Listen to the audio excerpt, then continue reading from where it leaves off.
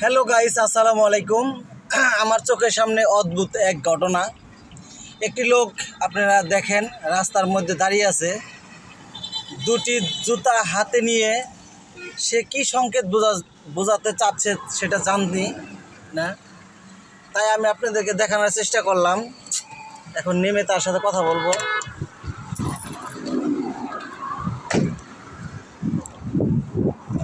লোকটি রাস্তার মাঝখানে প্রায়ই এইভাবে দাঁড়িয়ে থাকে। এখন ওনার সাথে কথা বলবো। কি অবস্থা ভাই, আপনি এইভাবে দাঁড়ায় রয়েছেন কেন? আমার জায়গায় জমি, টাকা পয়সা, সার্টিফিকেট, করোনা ভ্যাকসিন কার্ড সব কিছু আত্মসাৎ করার পরে আমার রাস্তার জমি বানিয়েছি। এখন আমি রাস্তায় থাকি, রাস্তায়। তা আপনি এইভাবে জুতা হাতে নিয়ে দাঁড়িয়ে থাকার উদ্দেশ্য কি?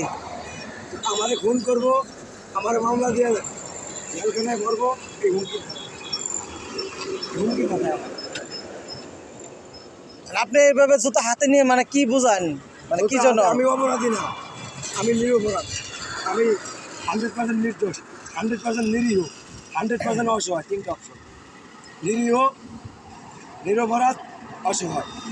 এই তিনটা অপশন মাথায় রেখে যেন আমাকে আমার উপর কোনো ভয় না থাকে। যাই হোক, ভাইকে আমি প্রতিনিয়তই দেখি এইভাবে দাঁড়িয়ে থাকতে। ভাই বলতেছে তার উপর মিথ্যা মামলা চাপিয়ে দেওয়া হয়েছে।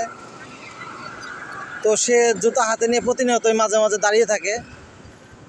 উনি নিজেকে নির্দোষ বলে দাবি করছে।